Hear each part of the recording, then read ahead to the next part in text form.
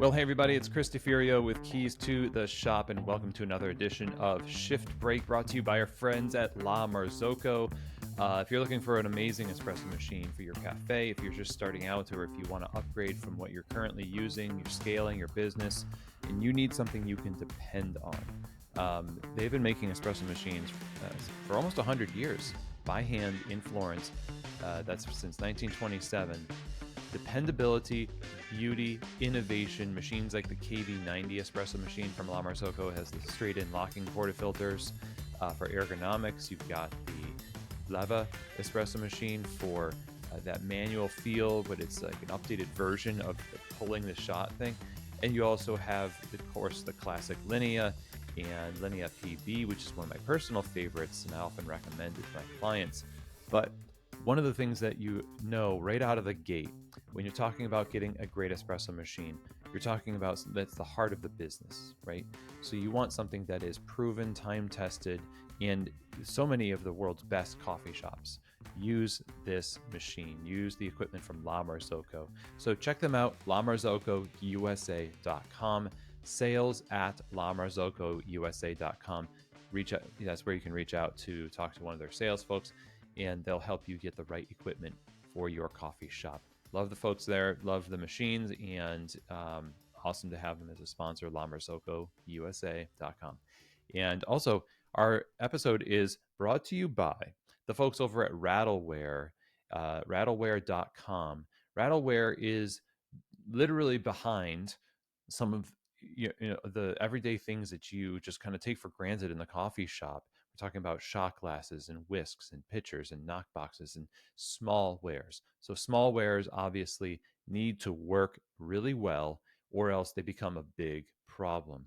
So small wares hold things together. It's like that fine material, that aggregate that causes everything to come together, like cement. You got the big pieces and then you got the small pieces. Small wares are the small pieces that hold it all together. Rattleware knows this. That's why they create and manufacture and sell to you the stuff that just works. It just works in your cafe. That's what they love about what they do, and they love coffee people, and it shows in the products. So go to rattleware.com, see what they have to offer, and when you need small wares for your coffee shop, I hope you think of the name Rattleware. So today we are going to be talking about labor, one of the most important metrics that you need to stay on top of when it comes to your cafe. And I want to offer some balance to this idea of what we are tracking and how we use these metrics to control our decisions around the cafe. There's cost of goods, there is labor, and maybe those are the two most important things that you could be covering. Labor is huge, and so we see that money going out, and we're just like, you know what? If I save money on labor, I will save money in general. And I am going to suggest that unless your labor cost is like wildly out of whack, you're like 40%, okay, labor cost, or 50. In some cases, people have even more than that. There's a huge problem there. That's a problem. That's an urgent issue. That's related to not setting your bar up correctly, and that forces you to have too many people on staff. Not training people well to be efficient and effective in the roles that they have. You may in fact be promising too much right away, and you need to step your payment to the baristas. You need to step, into like, okay, we're not going to start with the highest ceiling of payment possible right now. We're going to step this as you become more effective in your role as a barista. So you need to look at how you might be wasting time, energy, and money on payroll in ways that are just quite obvious, and then get that in line. But if you know you've set up your cafe very well, you have a staff of very highly trained professional baristas who are engaged in the work, they are loved by customers, they're helping each other out on bar, your drink times are good, but your labor is still high, let's say about 35% or something like that, then the answer for a lot of people is we're just going to start cutting people. We're going to start sending people home early. We're going to start just clipping away at the labor cost that way. So we have fewer people on staff. And it's a lot like when we open a cafe and we say, I'm going to be open from 6 a.m. till 10 p.m. I just want to capture all the people, right? And then quickly we find out there's these dry pockets, there's these slow times, and your community didn't really need a coffee shop that late. And you, instead of saying, okay, we're going to close up shop, we're going to close earlier, we try to make it work doggedly until we realize we shouldn't have opened that, you know, late to begin with. And so, what we're needing to do here is actually think about how we can save money in other areas of the business versus the labor in this case, because sending people home early and having this unknown quantity in your mind when you come into work as a barista, you don't know whether you're just going to get that phone call from the manager to say, hey, it's pretty slow. Why don't you just go home early? And you're like, but I need this job and I need the money. And I was counting on these hours. And so now, instead of viewing the business as a sure thing, or that I wanted 25 to 35 hours, or I wanted, full-time hours, you promised me these hours. And now, because it's slow, we're getting hours cut. I understand the urgency that is behind that decision. However, I think we're barking up the wrong tree a little bit here. And I would say that's like the nuclear option, right? is sending people home early. I really don't like to see it.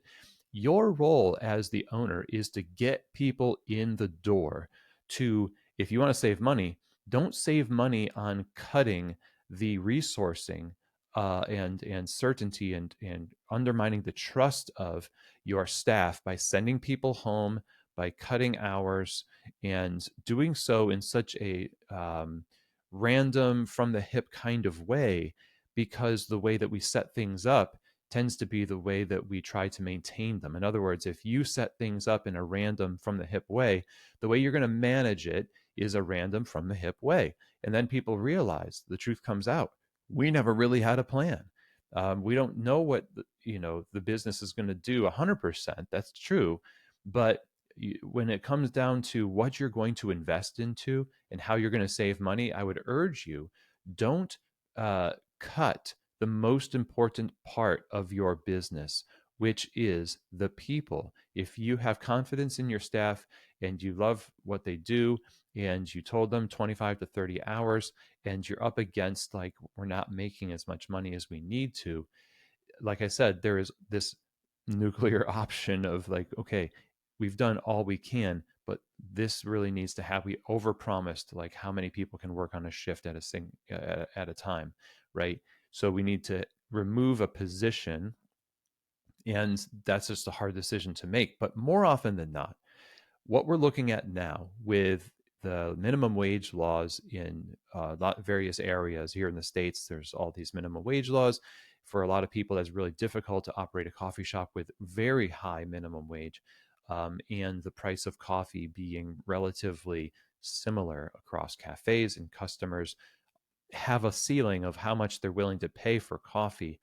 They're not going to get a regular latte, right? At least not right now, for $10, because it's a daily thing for them. And $10, they're not going to spend, that, you know, hundreds and hundreds of dollars per month on a plain latte. It already costs a lot of money in their mind to buy this coffee. So if your hand is being forced by minimum wage laws to pay a certain amount, but you can't also then raise your prices to match what you need to be profitable, to distribute that profit to other areas of the business just to keep it going, then what you need to do is look in other areas of the business to cut expenses. And that might look like menu items that don't sell very well. That might look like a cost of goods. And I would say, if you're going to focus on anything, instead of focusing on the labor issue, first focus on the cost of goods. Focus on raising your prices to where you can. You want to maybe do at least twice the amount of what inflation is that year. So in 2025, predicted inflation is going to be about 2.2% or so. So 5% across your menu as you go into the new year is a tolerable amount of money to raise prices. It's not going to be huge. It's, for some items, it's going to be a few cents. But it's what you need to do to at least outpace inflation. And that's understandable. And that's happening across, it's with groceries and it's with services like coffee shops. But I think in this day and age, instead of focusing on labor, focus on the cost of goods. And you're going to have higher labor.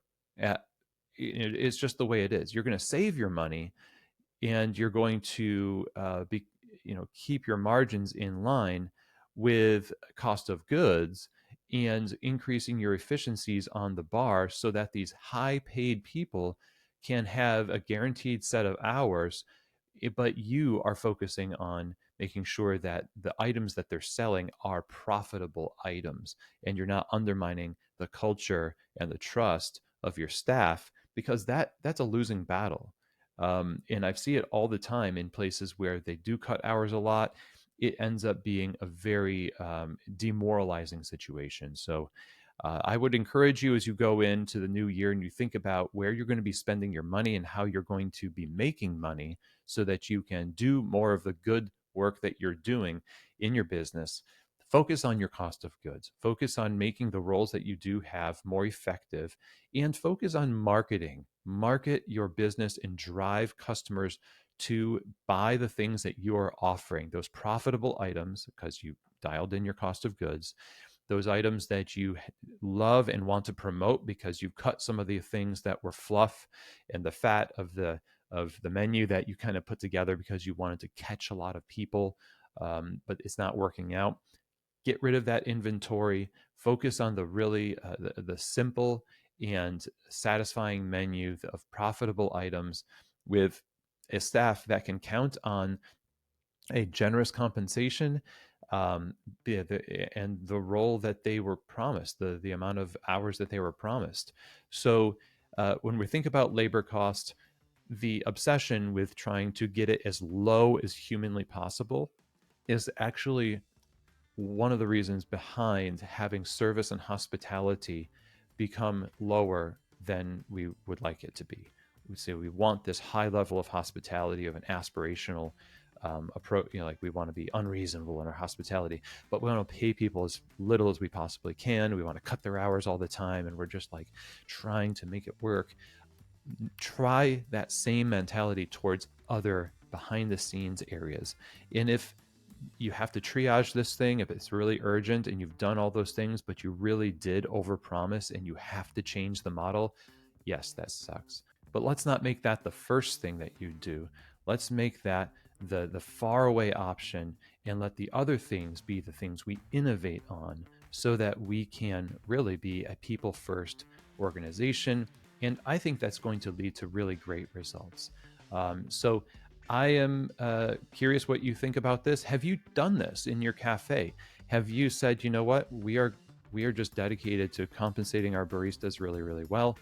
I have one of our key holder coaching group members that talks about just they give $1 raise every single year, and they believe strongly in taking care of their people no matter what, and they innovate around that pillar, and it's working very well for them. And yeah, so you can bring those labor costs down, not by bringing people down, but by bringing other things down so you can keep them up. So that's the message today. And I'm curious what you think about that. It's a short episode, so obviously there's more to talk about. Maybe we'll do more episodes on this and get into even more of the nitty gritty on this stuff. But keep listening, and I hope that this was helpful to you. Send emails if you have questions, and that's chris@keystotheshop.com. And I will see you here next week on another edition of Shift Break, from Keys to the Shop.